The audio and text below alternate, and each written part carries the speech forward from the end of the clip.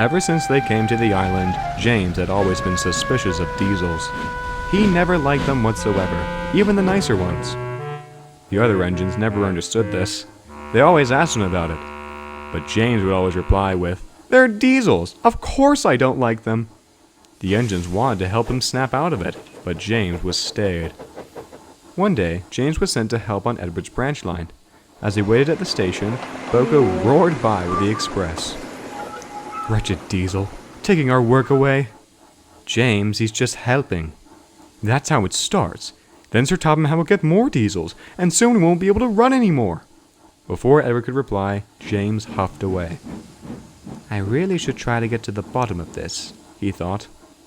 When Boko returned to the branch line, James always eyed him with suspicion. Boko always suited a friendly hello, but James tried to avoid all contact with him. One day, James was pulling a passenger train down the line. The signalman, however, had made an error. Boko was coming down the line with a goods train, and he was swapped onto James's line. The two saw each other and braked as hard as they could.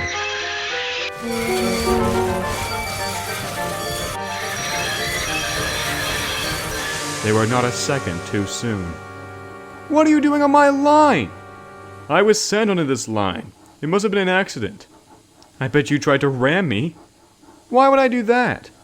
"Because you want to replace me and sell me for scrap. Move out of the way!"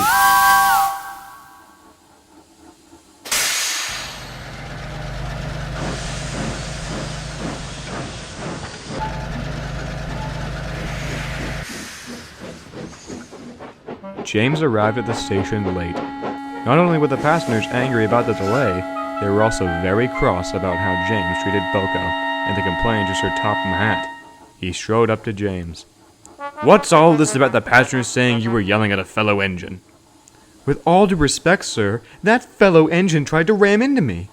"I'm quite certain Boko wouldn't do something like that, and I'm sure it was an accident, James."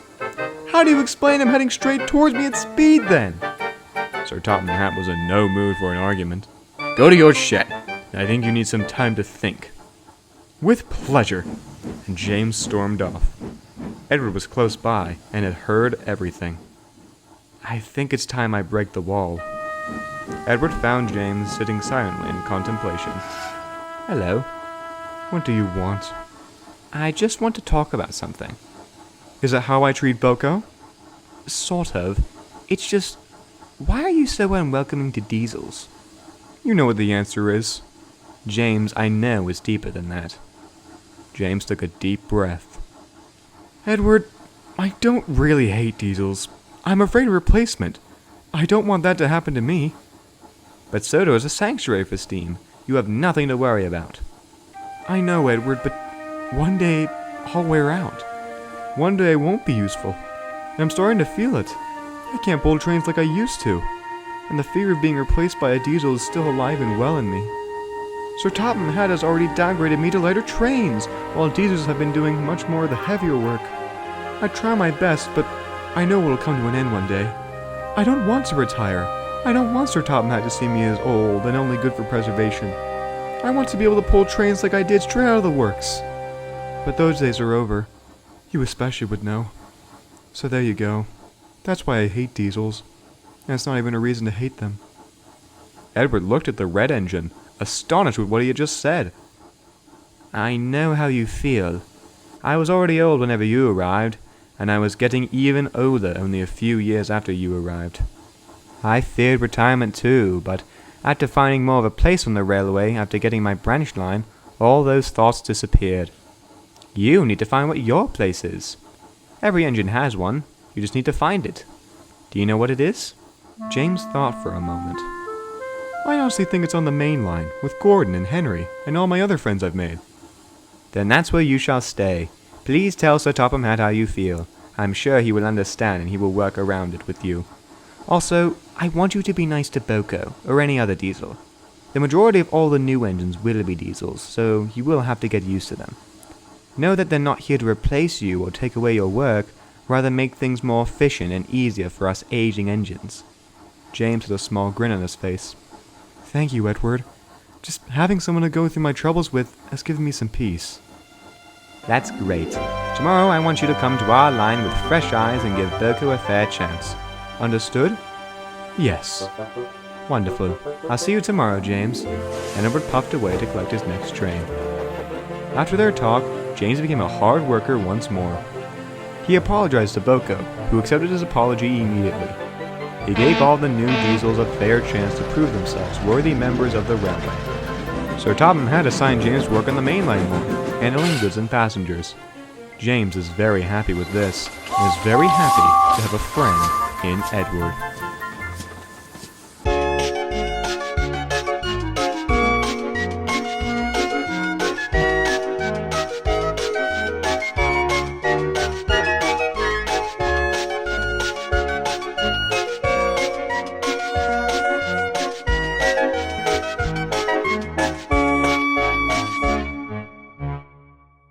One evening, Edward arrived back to the sheds to find Gordon boasting as usual. "I'm the pride of the line," he proclaimed. "You'll never see little Edward flying. He's just an old engine." Thomas and Percy fumed and were just about to tell him off, but found Edward laughing instead. "Oh, Gordon, you sound just like me back in the day," he said after finding his voice. The engines were surprised. "You? Being pompous and rude?" exclaimed Thomas. "I don't believe it! You're one of the kindest engines around," added Percy. "You wouldn't, unless you traveled back in time. Would you like to hear it?" "Yes, please," said the other engines. And this was the story Edward told. Back in the day, before Edward and all the other engines, Sir Topham Hatt's railway was being built. Other engines helped with building the line and all the stations the railway would stop at. Before the Fat Controller, there was his father, the Fat Director. He wanted more engines to help build the line, and was loaned Edward and another engine called Albert. They arrived one sunny morning to Knapford Station, which was still under construction. "Ah, you must be the new engines I've loaned," said the Fat Director. "Yes, sir, I'm Albert." "And I'm Edward, one of the latest and greatest in steam." "Yes." "Excellent. Now, go to the engine shed. I have another engine there waiting to greet you. Albert, do let me have a ride with you." "Absolutely, sir." When they arrived, Albert was very pleased to see a familiar face. "Hello, Albert," said the engine. "Timothy, good to see you." "Whatever is this rubbish?" interrupted Edward. "Excuse me." "This looks like a goods shed," he remarked. "Where's the roundhouse?" "Pipe down, Edward," corrected Albert. "Don't be so rude. This railway is new, so it wouldn't be—" "Regardless, this shed won't do for a big and strong engine like me." "My, Edward, it won't do, eh?" The Fat Director came down from Albert's cab. "Oh, no, sir. It's perfectly fine, sir." "I should hope so. The roundhouse won't be built for some time. Anyways, Timothy, this is Edward, and this is Albert." "No need to introduce me to Albert, sir. I know my brother when I see him." "Ah, excellent. Anyways, Timothy will show you around the yards, Albert, and Edward, you'll be pulling the express for the day. We'll test your worth." "Yes, sir. Now you'll see what a proper engine is made for." "Is he one of those new engines?" asked Timothy. "Yeah, straight from the factory," replied Albert. "All he ever does is boast and is rude and outgoing. They made the Fat Director loan me because they figured he would need someone to keep him in line." "Ah, I see. Anyways, come on, let me show you around." Edward arrived at the platform with shiny new coaches. He saw two other engines. Edward scoffed. "Hello, I'm Sonny," introduced one, "and that's 1020. "Save the backstory, old-timer," Edward said knowingly. "Excuse me?" "I won't speak to such lowlifes like you." "Lowlife?" "I'm the premier express engine. I fly along the line, one of the fastest engines, and probably the finest." "My, you're a very rude engine." "And I bet none of you could even pull the express. You all are antiques compared to me." The engines were glad when the guard's whistle blew, and Edward huffed away. Edward hurried along the line in fine style. The passengers enjoyed the ride, and Edward was right on time at every station.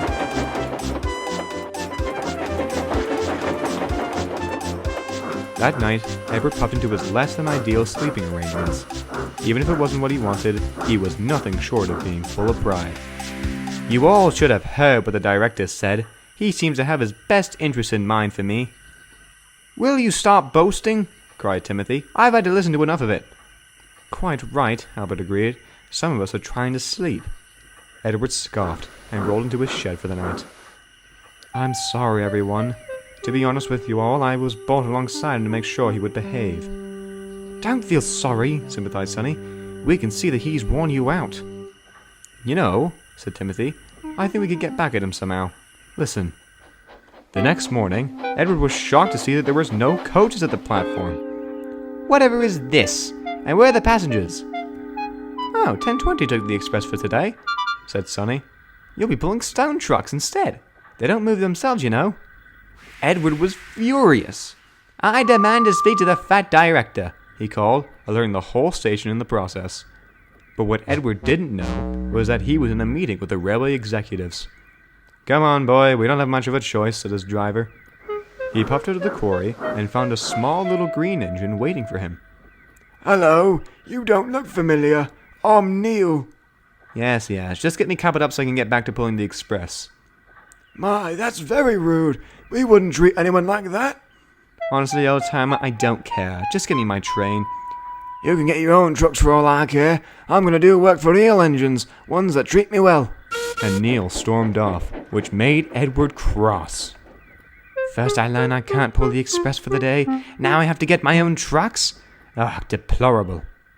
Soon, Edward coupled up to the trucks and was on his way. Along the journey, Edward bumped the trucks about. They surely didn't appreciate it. We should teach him a lesson. Get ready for the gradient, lads. They giggled in their silly way, but Edward didn't care. He was just hoping to get the job done soon. They soon came to the gradient, where the truck suddenly surged and pushed Edward's driver off balance.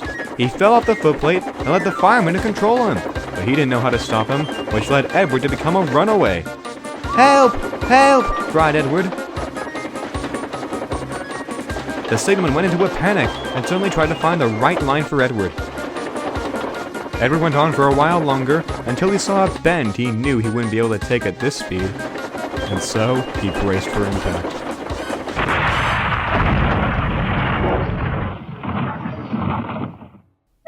When the dust settled, Edward groaned. Why did I even bother leaving the shed? Soon, Edward was being craned back onto the tracks. Neil and Timothy came to help. Let this be a lesson in boasting, said Timothy. Indeed. Edward! Boomed a voice. It was the fat director. I am very surprised. Not only could you not be trusted with trucks, you were supposed to pull the express today. Let me tell you, I was surprised to find 10:20 pulling into the station with your coaches. I'm not sure how to punish you, but I hope that you have learned a lesson today. Timothy looked at Edward, shamefully looking at his buffers. He suddenly felt very guilty. Actually, sir, I'm the one who learned a lesson today. And he explained. The fat director sighed. Well, I guess that somewhat settles the mystery. I shall sentence you to pulling stone trucks for a few weeks. That would help. And Edward, don't think you're getting off the hook. Timothy may have lightened your punishment, but you still will have to face it. Yes, sir. Edward's punishment was learning how to pull trucks properly until he mastered it. Timothy and Albert swapped with helping him, and with their help, he soon became one of the most trusted engines when it came to pulling the trucks. Soon he was back to pulling the express, who wouldn't mind occasionally pulling goods. He was also able to make amends with the other engines, and was glad to find a friend in them. Because of this, the fat director decided to give Edward a new color, blue. And soon enough, he was the one to teach a new engine, who had 6 small wheels, a short stumpy boiler, a short stumpy funnel, and a short stumpy dome. And that goes up to Thomas's arrival, which I'd say was definitely more work to teach him. All the engines laughed, and Thomas blushed. What happened to all the other engines? Asked Percy. Timothy, Neil, and 10:20 were all preserved by the Railway Museum in Vicarstown. Albert works on a preservation line by Normandy. And Sonny still works hard on the Kirk Ronan branch line. That was a great story, said Thomas. Thank you, Edward. You're all welcome, he replied. And soon, one by one, the engines began to sleep. Edward smiled. Thank you, Edward, came a voice. It was Gordon. I'm sorry for being so boastful. Don't apologize to me, said Edward. Apologize to the others in the morning. I will, but Thank you for the story. It's funny to see how time has changed. Indeed. Good night, Gordon. And with that, the two blue engines fell asleep.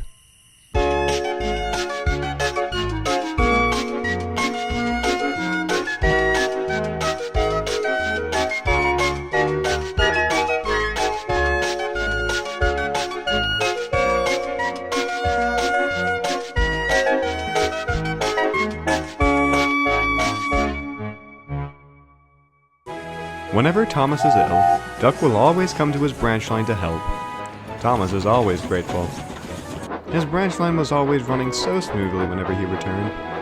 But one day, Duck wasn't feeling well. Now that he was in the works, Sir Topham Hatt was in need of another engine to help. Thomas had just puffed in as he was thinking. "Ah, Thomas," he said, "I would like to know if you would like to work on Duck's branch line. I'm sure your branch line can manage without you." Thomas thought about this for a while, and smiled. "Of course, sir. After all, I do owe Duck somewhat after all the effort he's put into my branch line." "Excellent. I will make the arrangements right away." Thomas soon arrived at Arlesdale. Oliver was there, collecting ballots from the miniature engines. "Hello, Thomas. We're glad you're here to help us." "What am I to do?" asked Thomas. "See those coaches over there?" Oliver said, glancing over to a rig of coaches at the platform. "That's Duck's first train. They're slip coaches." "Slip coaches? What are those?" "They're needed so you don't have to stop at stations. You can just continue along. They uncouple mid-journey and they'll stop at the platform. They were made more or less for convenience." "Oh, I see." "Be careful not to slow down, though, or else they could accidentally bump you." "Don't worry, Oliver. I'm sure I know how to handle them." Soon, Thomas coupled up to the coaches. They were excited. "We've never ridden behind an engine like you before." "Indeed, we've always been pulled by Great Western engines." Thomas smiled. "It will be fun to learn how to use you." The guard's whistle soon blew, and Thomas puffed away. Soon, Thomas was puffing along the line nicely. The coaches twittered happily to themselves, and everything was going smoothly. As he saw the next station, Thomas prepared to slow down, but remembered he had the coaches behind him. "That's something I'm going to have to get used to," he said to himself. Thomas drew closer to the station as a coach disconnected from the train. Suddenly, he saw a signal set at danger. He applied his brakes and was able to stop, but the coach didn't. Luckily, no one was hurt, but the passengers didn't like the sudden bounce. "Oh dear, I'm so sorry, but the signal is set at danger." "That's because the signal was meant for me," said Douglas, who was next to Thomas. Thomas felt very embarrassed. The coaches didn't seem to favor Thomas anymore. They chattered about as Thomas pulled them along. He didn't dare let them uncouple from the train. He arrived at the big station very late. Sir Topham Hatt was on the platform. "Thomas, what is the meaning of this?" he fumed. "And why do you still have all the slip coaches?" "Because I had a small incident with them, so I didn't feel comfortable with using them for their purpose." Sir Topham Hatt then had a sudden realization. "Oh dear, this seems like it's my error." "What do you mean?" asked Thomas, confused as to why his controller would take the blame for his mistake. "Well, I should have had someone teach you how to use the slip coaches, but I didn't, and that's what led to this. I apologize for the inconvenience, Thomas." "Thank you, sir, but could I have someone that could teach me how to use these?" "You certainly can. I will help you." Thomas was taken aback. "Sir, you?" "Yes, Thomas. Before my father became the controller of the railway, he worked with the Great Western Railway. He was quite a fan of the concept of the slip coaches. My father taught me when I was young how they worked. That's the reason I bought them for Duck. My father would be very proud that I have them. And because of that, I know I can help you get used to the coaches. What do you say?" "That sounds wonderful, sir." "Splendid. It's fairly simple once you get the hang of it. I'll put my driver's suit on and we'll go out on the next train." Thomas was excited. Soon, Sir Topham Hatt had suited up, and was riding in Thomas's cab. He saw the station coming up, and leaned out of the cab. "All right, Thomas, whatever you do, don't slow down. The coach will disconnect and the signals are set for you. You can just hurry through the station." So Thomas calmly kept going at a steady pace. He felt a jolt, and the coach disconnected. Thomas passed the station, and the coach came to a steady stop at the platform. "Wow, that's a lot easier than I expected." "Indeed. We'll try it again with the next station." So they did. and the coach stayed at the platform.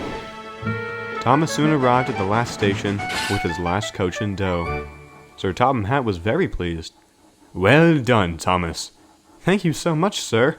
It's always a pleasure to have you as a part of my crew." Sir Topham Hatt laughed. "I'm glad you think so, and I also think that you can handle these coaches yourself now. I hope that I can trust you to keep to time and keep that favor you promised Duck." "Indeed I will, sir." Thomas worked hard for several days afterwards. The coach's slipping were always smooth, and the coaches warmed up to him. They didn't think badly of him now. Soon enough, Duck arrived back. "Hello, Thomas. How are you?" he said cheerily. "I'm doing great. Their coaches are definitely wonderful," complimented Thomas. "But I do admit, I am glad to be going back to Annie and Clarabelle. Although, there's one thing I'm going to have to get used to." "What's that?" "Not slipping a coach." And the two friends laughed together.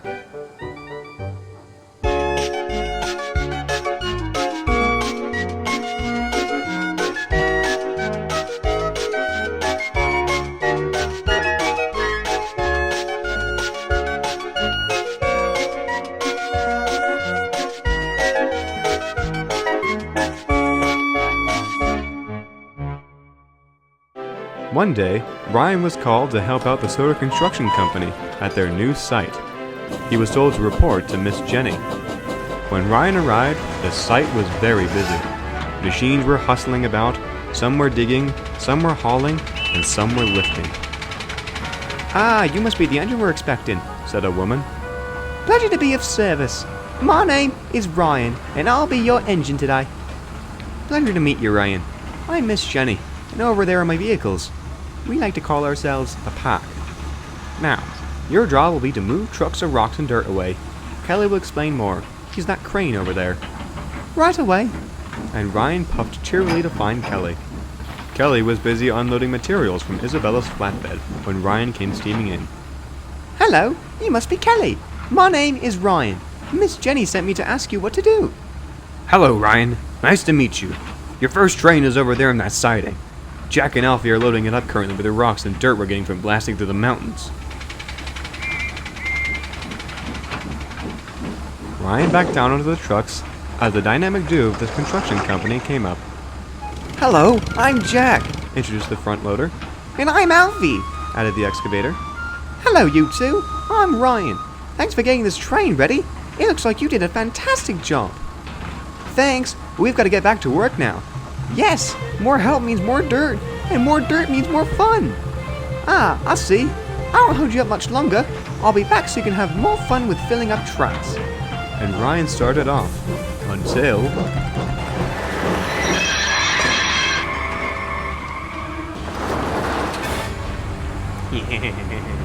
"Max! Monty!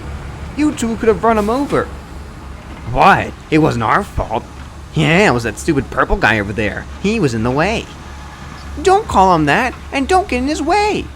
"Or else what, small fry?" Before Alfie could reply, Max and Monty cackled away. "Sorry about them. That was Max and Monty. They're very rude." "And dangerous. Did you see how close they were?" "Yes, they seemed like trouble." Ryan was soon on his way, and on his way, he met Thomas at a signal. "Hello, Ryan. You look like you've had a good fright," observed Thomas. "What happened?" "Two dump trucks nearly hit me and cut me off," replied Ryan. "Oh, you must have met Max and Monty. I understand." "Are they always that rude?" "Unfortunately. They have been told to stay in line many times, but they just laugh and don't listen. Once told off, they seem to go back into their habit." "Well, I bet I could set them right." "You wouldn't be the first, but be my guest." Just then, the signal dropped, and Thomas whistled goodbye and good luck to Ryan. Ryan puffed along, wondering how to teach the naughty dump trucks a lesson. Maybe they just need some sort of incentive. With that in mind, Ryan thought of a plan. Soon, Ryan arrived back to the site and found Jack and Alfie getting his train ready. "Hello, you two. Could you tell me where Max and Monty are?" "Oh boy," sighed Jack.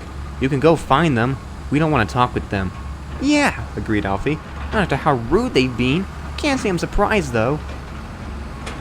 Ryan found them getting loaded not far from where Jack and Alfie were working. "What do you want, purple spaceship?" teased Max. I've come to tell you that I've had enough of your nonsense, Ryan declared. You could have hit me and hurt yourself. Oh yeah? What are you going to do about it? Continued Monty. Make you an offer. Max and Monty were taken aback. What did you say? You heard me. I will make you an offer. Let's say you behave for the day. You're polite, you work with the team, and you're careful. If you can do that for the day, I'll give you a race. Oh, you're on. And Max and Monty hurried away. Careful, you're not being so. With that, Max and Monty slowed up and began trotting carefully along. Are you sure about this? Asked Isabella, who was close by. It's a brave move to try to get them to behave. I think I can do it. It's a fun challenge, and I feel that those dump trucks need an incentive to be good. If you say so, but don't say I didn't warn you. Max and Monty suddenly became nicer. However, it was hard to hold their tongues. Whenever they did step out of line, Ryan shot them a look, and they quickly shut up. The pack was happy not to be under Max and Monty's wrath, and the dump trucks were able to survive for the rest of the day, albeit worked up. The next day, Ryan prepared to deliver more trucks. As he backed down, Max and Monty raced up. Come on, it's time to go. We've been waiting all morning. Oh yes, the race. Well, I figure we can do that. Right then, get ready, set, go! And Max and Monty rushed away. Ryan tried to catch up, appalled at how rude they were. Didn't they learn that lesson? Max and Monty soon were recklessly driving along, but Ryan wasn't far behind. However, Max and Monty's carelessness caused for a rock to fall out of one of their beds and onto the line. You dented me! You're in the way! Ryan was puffing so fast that when he saw the rock, it was much too late. Ryan and the trucks were a mess. Oh dear. Kelly the crane arrived to help put Ryan back on track, along with Jack and Alfie to reload the rubble that had fallen onto the line. Ryan, what happened? Asked Miss Jenny. Ryan explained the race and why he and the dump trucks were having one. Well, I'll tell you for one thing, thank you for making them shut up for one day, but the incentive is the reason for this accident. You shouldn't have given them a reason to be reckless. Safety first. It's off to the works for you. Just then, Max and Monty rolled up. As for you two, she began, pointing to them. Uh-oh, they gulped. I don't know how many times I have to tell you. Safety first. You've been causing trouble for everyone since this project started. Go to the shed for the day. I shall deal with you later. Sorry, Miss Jenny, they said, although it sounded unmeaningfully. Ryan soon was back at work, as it was only his front that was damaged. He got along well with the rest of the pack. They all appreciated his help and his cheery attitude. Max and Monty were still careless, but they didn't dare try any stunts around Ryan, which he appreciated. While Ryan didn't get the result he wanted, he still tries his hardest to be a really useful engine.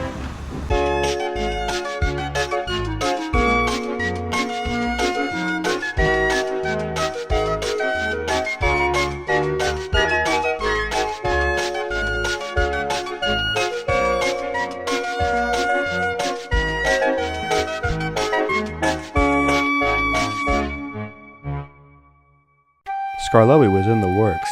His injector had failed, and it couldn't work until he was repaired. Rusty came to check in on him. Hi, Scarlowy. How are you? Asked Rusty. Not particularly well, replied Scarlowy. I would like to pull passengers again. Just then, they saw Mr. Percival, who looked very stressed. Having trouble, sir? I am, he answered. Now that Scarlowy is out of action, I've got no one to cover for him. His next train is due in an hour, but this is such a busy time, none of the other engines are available. Well, I can do it.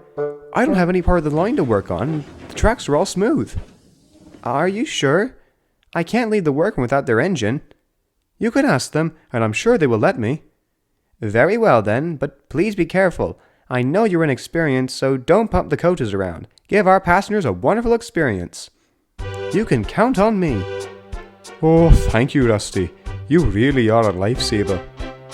Rusty soon collected some coaches and headed down the line. You wouldn't know the little diesel had never pulled coaches before, as Rusty gave them a gentle ride. The coaches were also flattered. Well done, Rusty, said one. Yes, indeed, said another. Well done. Rusty was flattered. Mr. Percival was impressed. The other engines always updated Scarlowe on how the little diesel was doing. However, Rusty hadn't had an encounter with the red coaches yet. The red coaches were much ruder than the other ones. They always threw insults at the other engines and always caused trouble. One day, Rusty came to the yards.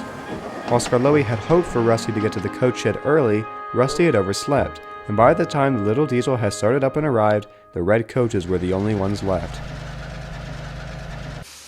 "Bother," said Rusty. "What did you say?" asked one sharply. Nothing."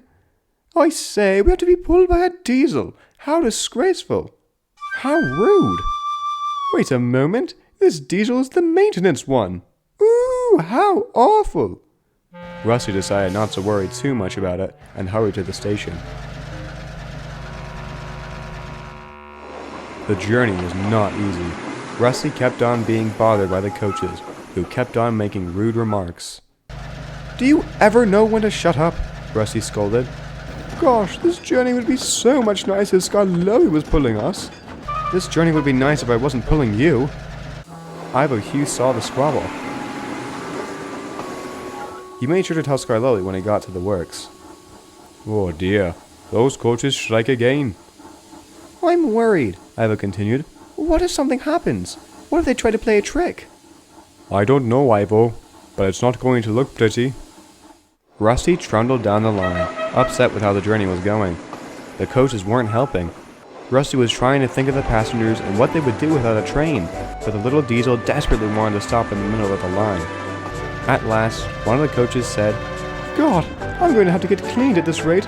All this black smoke is making me dirty as that diesel." "All right, that's it," Rusty snapped. "I'm stopping." And Rusty did. The coaches were fuming. "Oh my goodness, you bumped us." "No, I didn't. I came smoothly to a stop." "Teach this diesel a lesson." And they did. The train was going nowhere now. "Are you serious?" "Yep, and we don't regret it." Suddenly, the passengers swarmed out of the coaches, angrily complaining. "What's going on?" they asked. "Your coaches have made us stuck. We aren't moving until we get help." Soon, the passengers began to complain to the coaches, but they couldn't care less. The guard went up the line to phone for help. Once Rusty was back on the rails and the train was taken to the next station, Duncan took him to the works. Mr. Percival was waiting. "While I understand why you got angry, Rusty, you should know better than to stop in the middle of the line. However, I am aware of the coach's behavior, and they will be dealt with. We'll just check you over and have you back to work in no time." "And never mind about me," added Scarlowe. "I'm fully fixed. You'll be going back to work with the maintenance crew." "Ah, well," said Rusty. "It was nice to pull passengers for a change. And you know the best part?" "Whatever might that be?" "I know the first bit of bad rail to fix. It's where I derailed today." And the two friends laughed.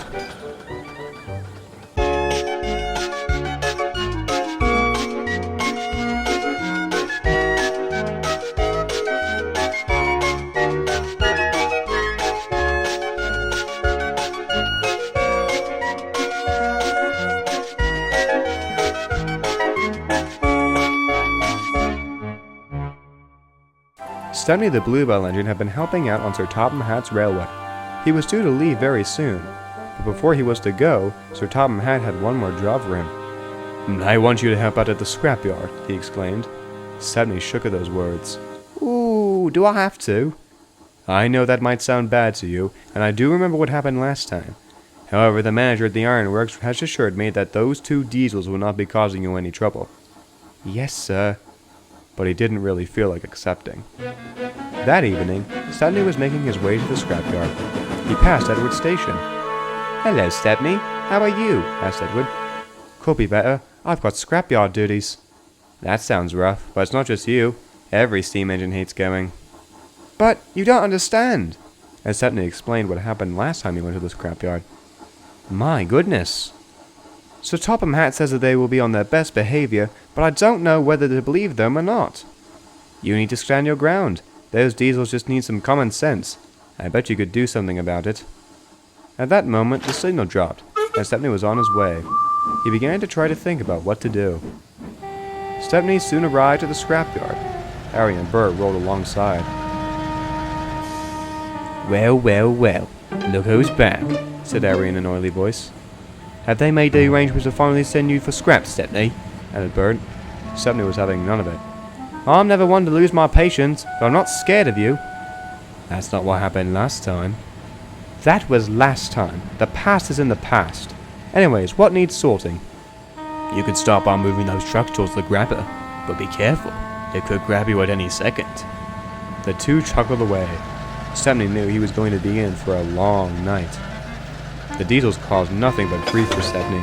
They teased him every chance they got and bumped him. They seemed to enjoy it. Stepney didn't. Careful of the ghosts around here, teased Harry. Yeah, especially the engine who lost his whistle. Woo! What engine that lost its whistle? He wasn't sure what that meant. You never heard of it? Surely every steamer knows. The engine who lost his whistle and went looking for it, only to be never seen here again. Whenever the moon is full, it roams the scrapyard looking for such whistle. Nice try. I'm not scared. You were a lot less menacing than I thought. Harry and Bert scowled at this and got back to work. Soon Stepney was able to have a break. He talked with his driver. I say, complained Stepney, those two diesels, when would they learn enough is enough? Honestly, when they took you away, I thought you were gone, and they were stuck in the radiator, said his driver. But after this visit, they seem to be just regular bullies now. Indeed. We should play a trick on them. That will teach them to mess with me. Stepney looked around for a good way to spook them. He saw an old whistle, which looked in good condition. I wonder... Harry and Bert were cackling, getting ready to play their next trick on Stepney. Suddenly, they heard a whistle. Is that the steamer? I don't think so. The whistle became louder and louder. You don't think that story is true? What story? The engine with the lost whistle story. I don't think... Wait. The sound of the whistle suddenly filled the smelting shed. Suddenly, it puffed in. Ghost! Let's get out of here! Wait for me! The two raced out of the shed, passing it in a flash. The it had been Stepney. He and his driver laughed. That should teach them. Indeed. Stepney looked around for the voice. Then suddenly, in front of him, sat an engine. Ah! A ghost! cried Stepney. Don't be afraid, little engine. I am not what I may seem. I am here because I have found my whistle. Wait, you're the engine who lost his whistle? I thought that was a made-up story. It's real, I can tell you that. Anyways, you actually have found my whistle, and you're using it to scare off those demons I see. So, this is your whistle? Indeed, and if you could, I would like it back to finally be at peace. Stepney smiled. Of course. Stepney's driver took the whistle off and put it in front of the ghost. Finally, peace at last. Stepney returned the next morning. He passed Edward on the way back to his shed. How was your night out? It was all right, but you won't believe what happened. And he told them everything. Really? Wow, you have had an eventful night. Yes, it's making me sleepy. I should go and get some rest before my journey back home. Indeed. Have a good one, Stepney. See you, Edward. And Stepney puffed away. Edward smiled, not just because Stepney got revenge, but that the engine from the story was finally at peace.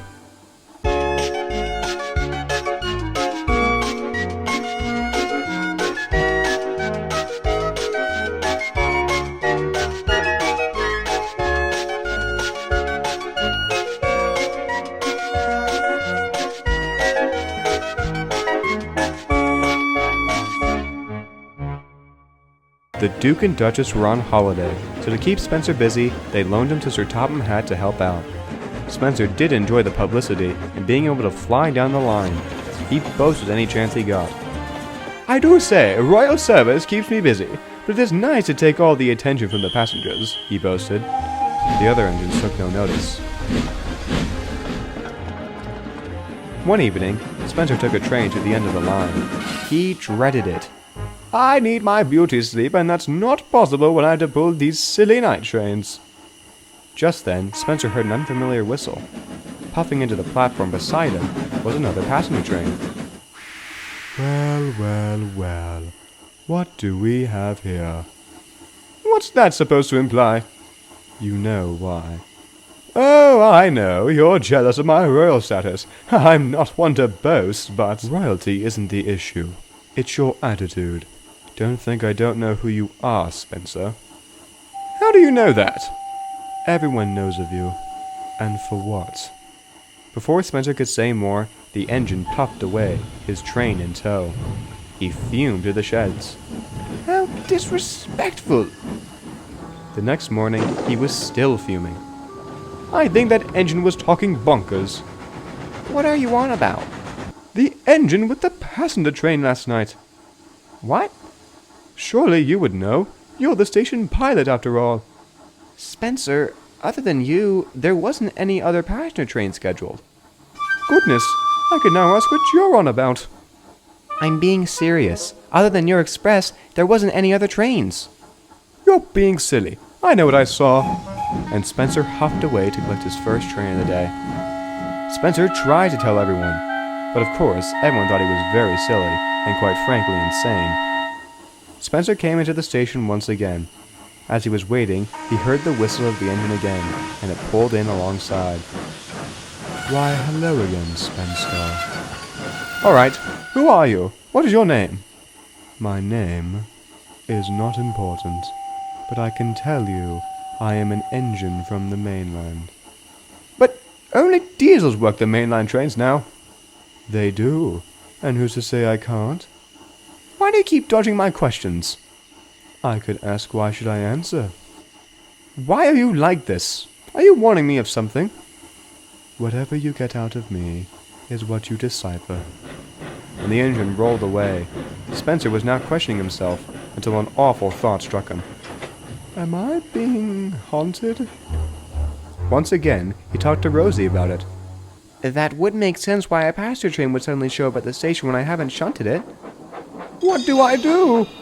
Henry had stayed the night at Vicarstown and overheard the conversation.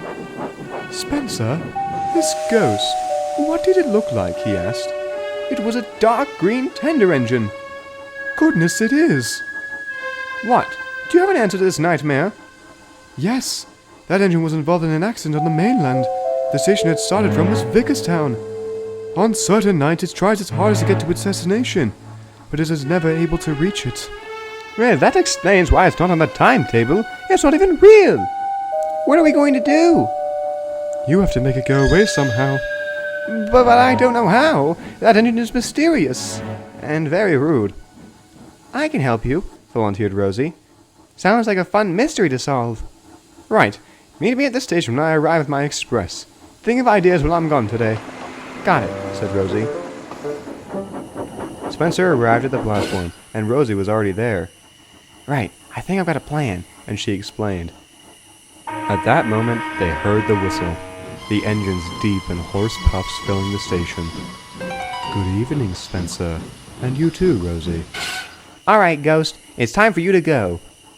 What are you going to do about it? Rosie and Spencer suddenly wheezed steam. They covered the ghost in a thick cloud. As the steam started to die down, a strong gust of wind came, and the engine disappeared. Ha ha! We've done it! Take that. Right, let's go ahead and...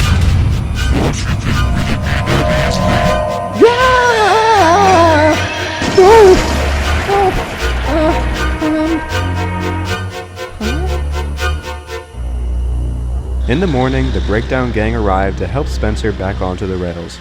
Rosie was there the whole rescue operation. Are you okay, Spencer? Well, I just had a good fright and think I understand why. I did make fun of that engine back on my mainland days.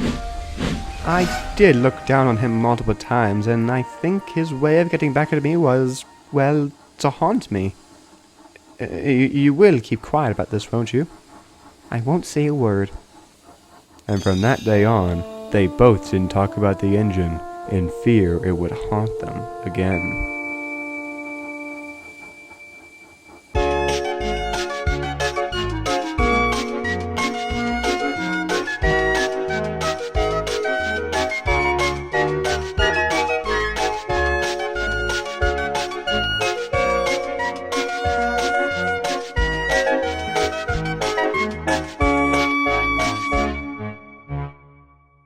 Duck had been helping on Thomas's branch line while he was away. Because of this, he would sleep in the shed with Percy and Toby. They enjoyed his company. Hello, Duck. How was your day? Asked Percy. Fine, thank you for asking, replied Duck. I'm glad, added Toby. We should try to sleep. Another busy day tomorrow, I'm afraid. How about a story, Toby? That can help us fall asleep. I don't have any good stories. You all have heard mine. I mean, I could tell you about my life before Sodor. Please do. Alright, but it's not the brightest, I'll warn you about that. But it does have a happy ending, so I think you'll enjoy it.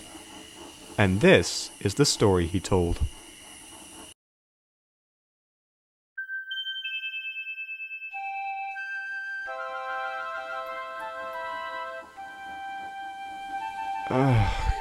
Where am I?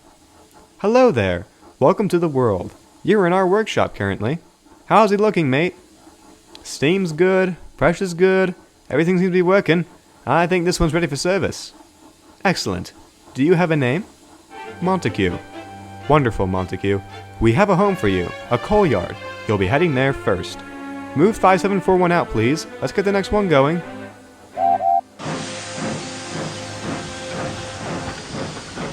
My first home was the coal yard, moving trucks about. The workmen there always praised me, saying I could move the trucks like no other engine. You'd think he's only pulling one with how smoothly he rides, they said.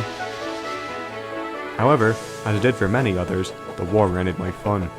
The branch line desperately needed engines, so they scurried around the mainland. They found me and loaned me. That's when the trouble began. When I arrived, the manager greeted me. 5741, my new engine. For the time being. Montague's the name, sir. Right, anyways, go to the sheds and have a rest. I'll have some work for you in a little. All right. I arrived at the sheds and found the engines. They all seemed to look at me weird. Hello, I'm Montague. Hi, Montague. So, is this what you do? Huh? I'd think you'd all would be busy working. Oh, well, we all need to be prepared. This whole war thing has left us worn up, that's why. Or maybe it's the fact that you all are lazy. Quiet! What? I'm giving him the truth. Alright, yes, she's correct, but don't you tell the manager, otherwise he'll, Why so? Ah, Montague, I see you met the others. Well, then, I've got a new assignment for you. Take a goods train to the end of the line, then bring the goods train over there, and bring it back here. Should be self-explanatory given your record showing you worked in a coal mine. Yes, sir. Working with trucks is easy for me. Excellent. Off you go, then. Really, sir? Him? A pannier, sir. You could have gotten someone better. Why didn't you get a bigger engine? I'm right here, you know. Let me deal with them, Tessa. Go get your train. You all disgust me. Punish her.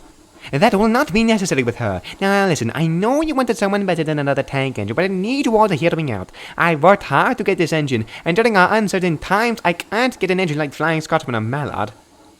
Maybe we'd respect you more if we had actual tender engines instead of that faker that just left. Cut it out, or I'll cut off your buffers again. Don't threaten Holly like that. Shut up, all of you, before I scrap you all with my bare hands! Thank you, Piper. Would have appreciated some backup there, Brent. Hey, if I did, we probably would all be dead by now. Still, you could have said something. All his stress made me fired up. But hey, at least we have a new engine to take it out on. Indeed. We'll have some fun and order him about. Hello, Montague, was it? Yes, indeed. Oh, beg pardon, I don't know your name yet. I'm Tessa. Tess for short. It's very nice to meet you. How long have you been here? A good few years. I'm basically the only engine that has freedom. I get things from the big city and bring them here. I used to be there forever, but this war has made everything difficult, you know. I do understand. I personally come from a coal mine. How intriguing. Anyways, I just wanted to apologize about the others. So it's normal for them to act like that? Yes, but it's also because the manager is actually really rude to us. He treats all of us like nothing. Really? He seems so nice. That's because he's good at putting on a facade. He may seem nice, but he's actually an awful person. Apparently he has anger issues, so he takes it out on others, and this includes us on the railway. I personally think he shouldn't be allowed to have such power and responsibility, but it's what we can do. Oh dear, that's no good then, is it? Indeed. I do miss when I was a full mainline engine, though. And I'm already missing the coal yards. Well, there's something we have in common, then. Indeed. Well, I'm here if you need me, but we need to get moving before... Oi, what are you two dilly-daddling about? I'm going to get my coaches. And I don't want to hear it from you. You're both late. Get the move on. Go, go! That day, I collected my trucks and hurried back. I was late and received a tongue lashing. I'm sorry to say, however, that things only started to get worse. The other engines grew to act far ruder than me. They bullied me, called me names. Hey, you twit, get my train. I need to fill up. Get it yourself. This in turn led me to get a bad attitude and distaste for others. I started lashing out, but they would just report me to the manager, which in turn, he would lash out on me. You are such a disrespectful engine. Maybe if you treated me with respect and listened to me, I'd give you all the respect you want. No talking back. You will not be receiving your routine maintenance as punishment. Any more from you and I'll ask for your withdrawal. Good day. Tess was there to console me, though. She always was. But a few weeks later, I remember that night, clear as could be. She had a late night train. She was waiting at a signal. But it wasn't long until the sirens began to blare, and...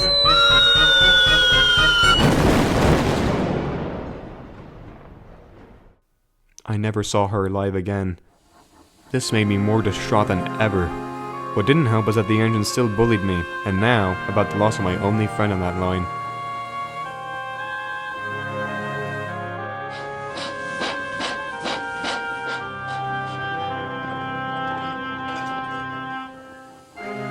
Fortunately, I wouldn't have to suffer through it much longer. One day, I was doing my usual quarry run. The stone trucks were heavy, but compared to the coal mines, this was easy work. However, this day would prove to be much different indeed. As I puffed along, we came to a descent. Usually my driver would pin down the brakes, but as he did, he realized nothing happened. Driver, we need to slow. I can't! Something's wrong! What? Uh-oh. Help! I was scared as I thundered down the line. The weight of the trucks forced me on, and the brake van couldn't do anything. All I had to do was hope for the best. But just when I thought it was over, I was wrong. A passenger train was idling at the station, and I was on the same line. Got it! It's up to you, Duck! It's too late!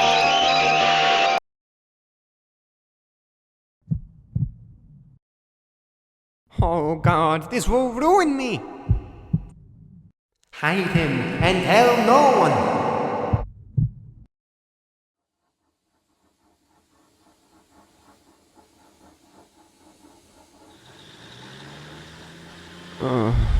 Where am I?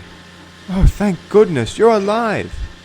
What do you mean I'm alive? Wait, what happened? What am I doing? What's going on? Calm down, 5741, calm down. It's a long story. You were found on that rotten branch line. We took you in and restored you. I still don't know anything. What branch line? You worked on it during the war. Until the accident. Accident? It's too late!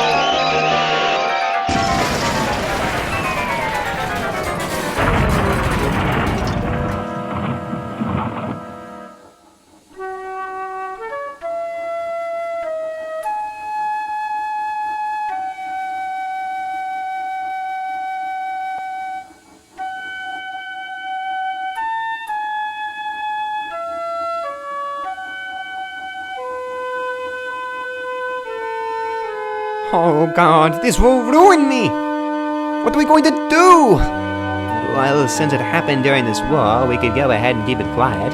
That's what they're doing with most of the other accidents around now. Yes, let's do that. Alright, but what about 5741? Hide him and tell no one! Sir, why not scrap him? The workers would see him and start asking questions. We have to keep him hidden, at least until the war is over. Right, I'll tell the workmen.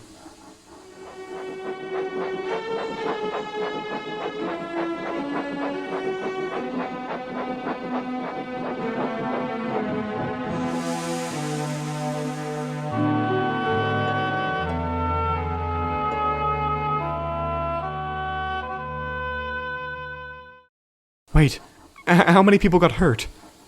Only about 10 people survived with injuries, mostly those on the platforms, but that was a half-full coach that you hit. Oh my... What have I done? It wasn't your fault. Your manager didn't send you in for your routine maintenance, which led to your brakes failing. Your crew got out of the cab before impact, and they were the main reason the line got shut down. Shut down? After learning about the working conditions from your old fireman, the police swiftly arrested the manager and shut the whole line down. While cleaning up, we found you in the shed. You were banged up and severely damaged, and a kind man decided to pay to fix you up. And now, we're here. How long was I out for? A long time. I'd say a good 5 years or so. And they just left me to die? Unfortunately, yes. Oh God, I can never work again. What if it happens again? What if I crash? Don't worry, 5741. Please, calm down. We found a new home that is perfect for you. The same man that funded your restoration. Who is he? His name is Mr. Taylor. He is a branch line manager who needs more engine for a little section of line. You've been cleared to return to work.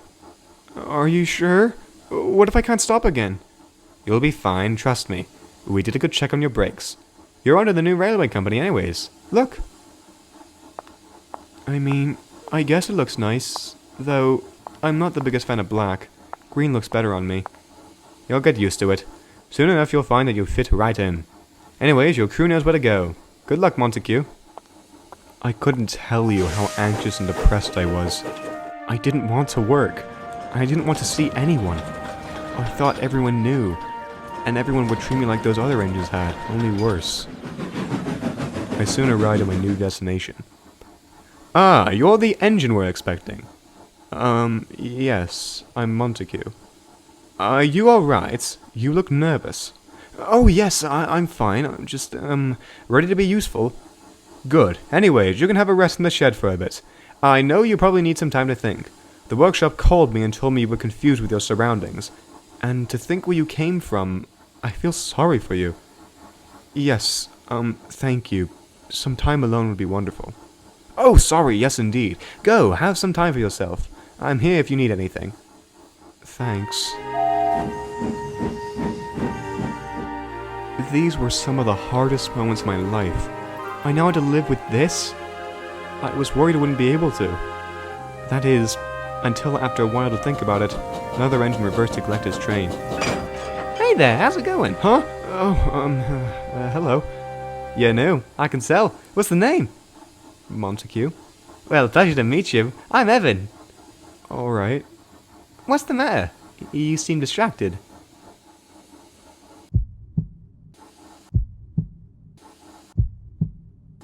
Yeah, I'm fine. I just need some time to think. Alright. Ah, Evan, meet the new engine yet? Yeah, and, well, he just seems sad. Well, did I tell you where he's from? No. He's from that branch line that I visited. The one that got shut down for abuse allegations with its engines and workers. I told you about it a while back. That's the engine they found in the shed. Really? Oh, my, that's terrible. When I saw him there in that shed, I knew I had to give him a good home. Give him some space for a little while, but I know you will be kind to him. Of course, sir. I'll be as big as the boat if I can break his shell. That's a good engine. Run along now. I was very uncertain about my life. I had a new and lovely home, supportive people, and knew exactly what I was doing, rarely failing.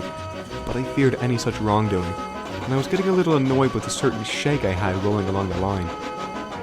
It's like a waddle. What's a waddle? It's like whenever a duck moves. They always waddle along when they walk. Ah, alright. Do you know why I'm waddling? It may just be that your wheels aren't quartered properly, but that can be taken care of at your next workshop visit. Oh, hey, Monty. What's the matter? Oh, nothing. Just a little checkover, that's all. Evan, wasn't it? Yep. How are you adjusting? It's alright, but I really need to get going. I'm late as it is. Oh, well, when you want to talk, I'm around. Mr. Taylor was very kind to me, giving me a listening ear whenever I had a problem. Evan was also kind to me, but I brushed them off. Friendship hadn't gone exactly well for me before. However, that all changed one night. I was still deep in thought about the accident, so I didn't even notice Evan beside me. Hey, Montague. Oh, hey. How's your day? Fine. You seem upset about something. What happened? Nothing. Then why do you look sad? I'm just deep in thought. Do you want to talk about it? Not really. I've learned that talking about it helps. Does it, though? Come on. You can't keep moving around the line forever. What's wrong? Look, I didn't come from a good place either. My drivers argued a lot. They simply could never get along. And then one day, in the midst of their bickering, we came to a decline and they neglected to put on my brakes. I shouted for them to slow down, but it was too late and we had a terrible crash. And I had a couple of scratches, and one of my drivers in the car just had a couple of bumps. My fireman hit his head badly in the collision. I remember being scared if he would make it. But during those times, I would talk to my driver. He apologized relentlessly and promised to change his ways. Talking to him made me feel better, and eventually my fireman pulled through and returned to service. I'm still with that crew today, and I haven't heard them argue once. And now, whenever I'm feeling down, I know that I can talk to them, and they'll make me feel better every time. That's, nice. So, now, do you want to talk about anything? No. Maybe about your old life? Don't you mention that! Why? What's the matter? I'm not going to live through that again. Not now, not ever. Whoa, I'm sorry, Montague. Was the accident much of a sore spot for you? How did you know about that? Manager told me about the branch line you came from. I felt awful. I just knew I had to try and be somewhat nice to you. But I understand if you don't want to talk about it. No. Thank you. Thank you? For what? Well, for caring. For trying to help me. It's just been so long since I felt supported. How long? Years. And I told them everything. By the end of it, tears were flowing from my eyes. Evan was in shock. My goodness. Now I have to live with these thoughts, these memories, my abuse, and my accident that plague every moment of my life. Do you honestly think I deserve to live still? Do you really see me as a kind engine now? Do you genuinely think I deserve love and care? Don't you understand that where I truly belong, where I deserve to be, is lost to time in that filthy old shed?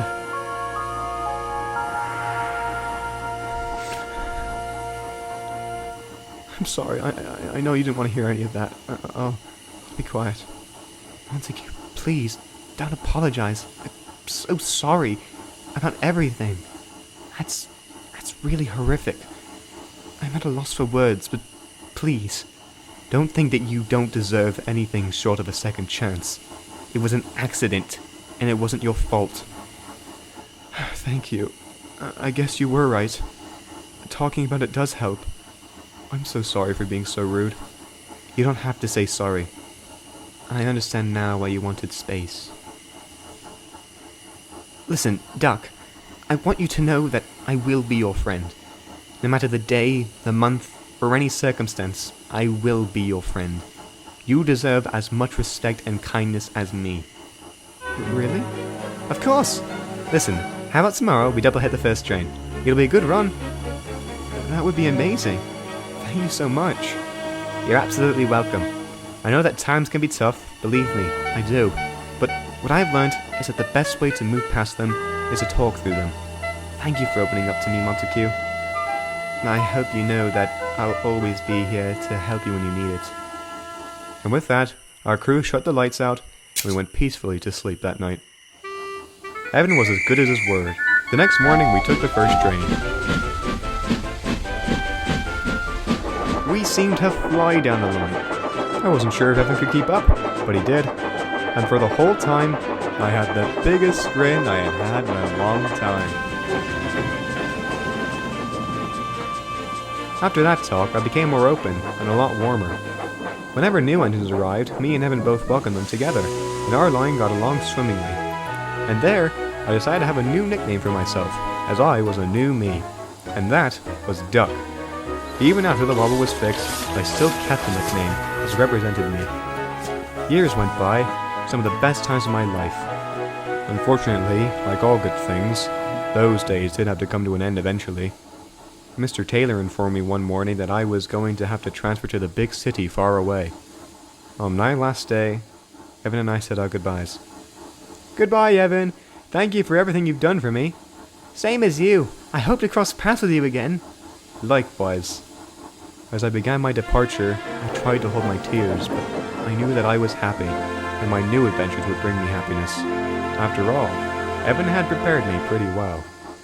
After that, I worked in the big city. I rented trains for the bigger engines, and when they tried to order me about, the confidence I had made me known for the Great Western Way. But soon enough, I was to be pulled from service due to my age. That was until a certain controller came to buy me.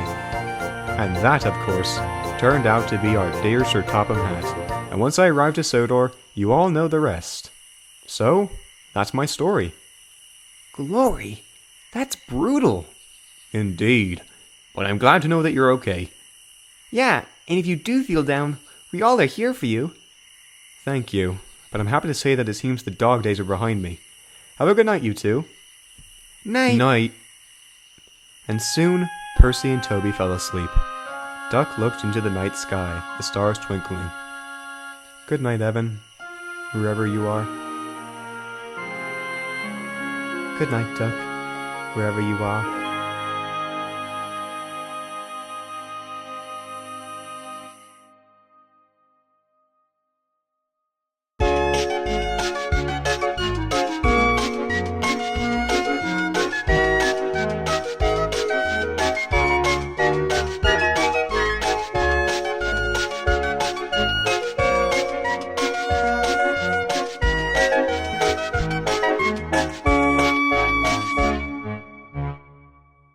Hero was a heavy goods engine.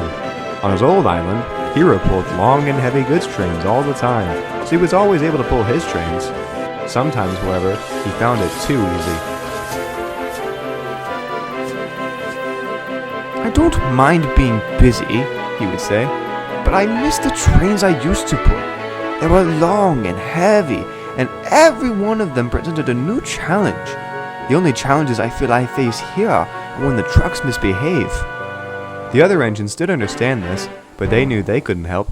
But as luck would have it, Hero would have his chance. One day, the schedule had to be changed. Rugby had been facing engine troubles all morning.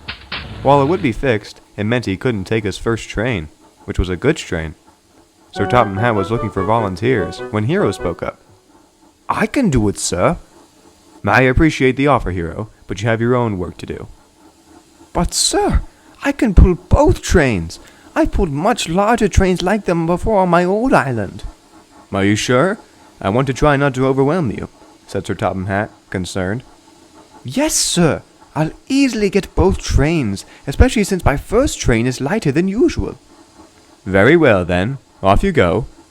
Hero was excited. Finally, he'd be able to prove himself. Hero soon arrived and found the goods trains all together. Murdoch was coming to collect his train, too.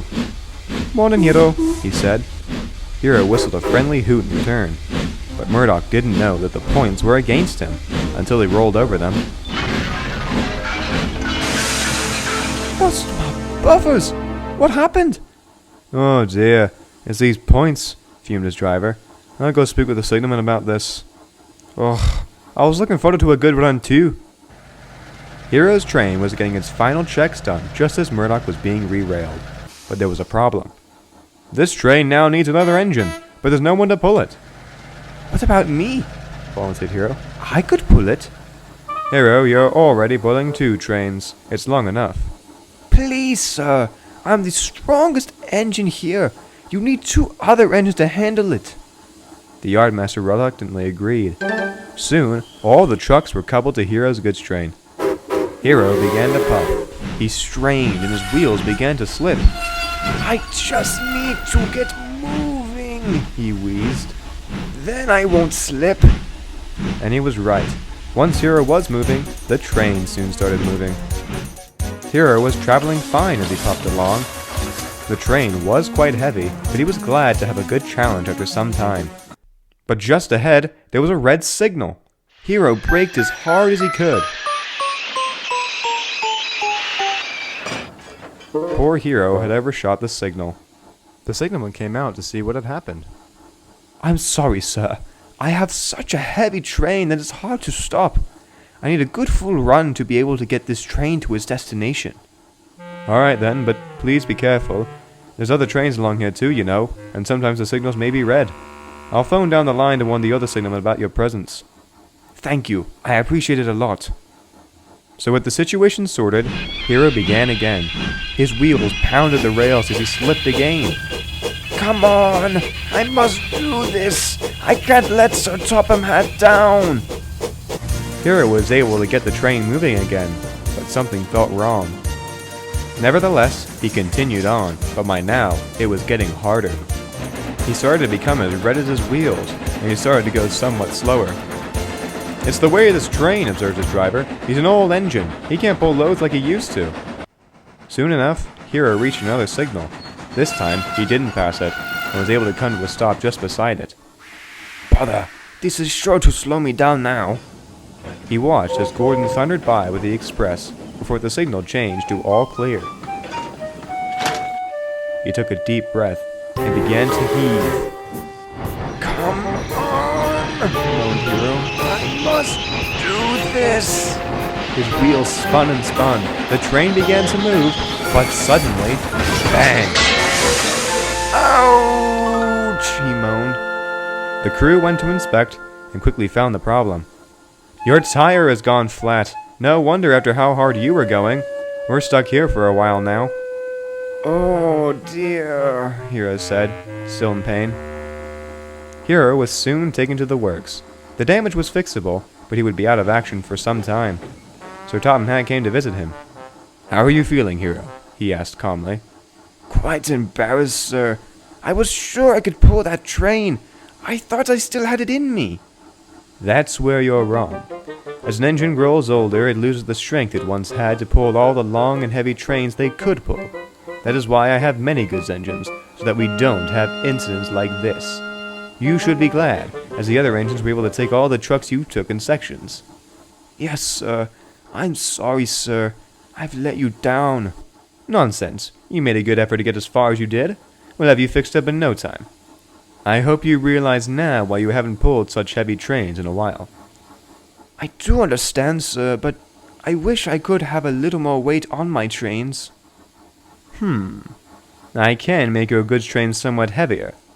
It'll be a decent size, but not as much so you don't strain yourself. Oh, thank you, sir. I do appreciate you understanding me. When Hero returned, he did all the work he was assigned to. Hero was glad to be able to pull goods trains again, but spoke no more about pulling such a mixed goods train again.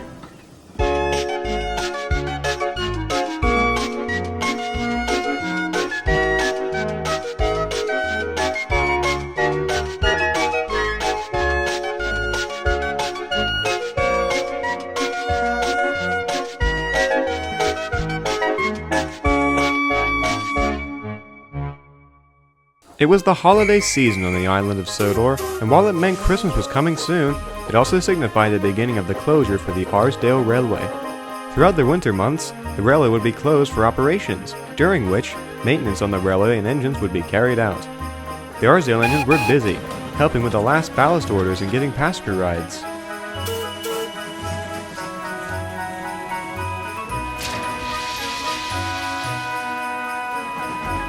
By nightfall each day, the engines were worn off their wheels, especially Mike. It's nice to be in my nice warm shed, he said gladly. I'd rather not go to work tomorrow. You're out of luck, Mike, replied Rex. You've got the first train tomorrow. What? That's Jock's job. I got put on an emergency assignment up at the mines tomorrow, explained Jock. And you weren't busy, so... Preposterous! I cannot believe this is happening. Pipe down, Mike, said Frank. I wanted to be warm, but your anger will melt all the snow away. I'd appreciate it more than being stuck in a shed for months. Why do we need to close again? Asked Sigrid. Shouldn't the big railway close too? We close because we are more of a tourist attraction railway, and since our main work at the ballast mines halts while they close for the winter, And unlike the big railway, where they have plenty of work in the winter, we take the winter time to repair any issues on the railway. That's when it's my time to shine. Good thing it's the winter, so no one can see how ugly you are. Ugly? Gosh, they should paint you green again. Maybe then you'd be as polite as Rex. A noisy argument ensued, and the other engines groaned. They all soon went to sleep after watching the snow begin to fall. The next morning, Jock tried to wake up, but he couldn't. He didn't feel his fire start. He looked sleepily at the clock. It was 7:30. Oh, I'm supposed to be at the mines at 8. Where's my crew? Soon enough, all the engines awoke to hear voices outside of the shed. Maybe Frank's driver forgot how the lock on the door works again. Shut up, Mike. You can come in, said Bert, but there wasn't a reply, just more voices. Suddenly, the sound of shoveling began to be heard.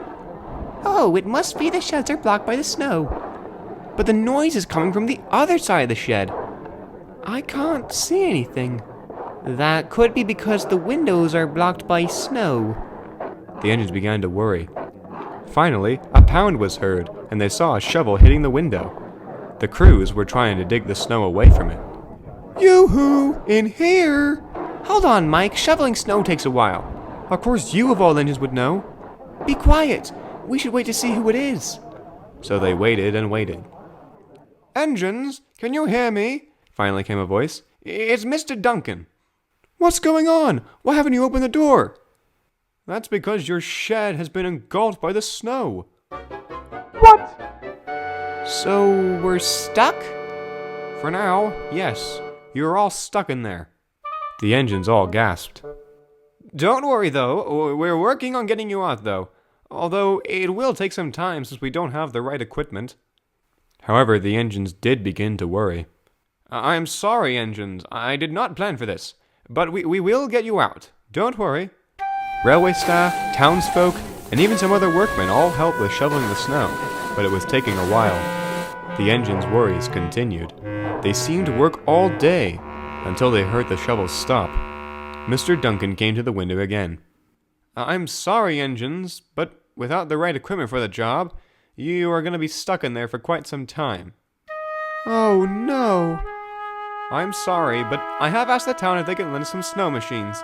Hopefully by tomorrow we can get you out. For now, we are leaving for the evening. Good night, engines. Sleep tight. The engines were very upset by the news.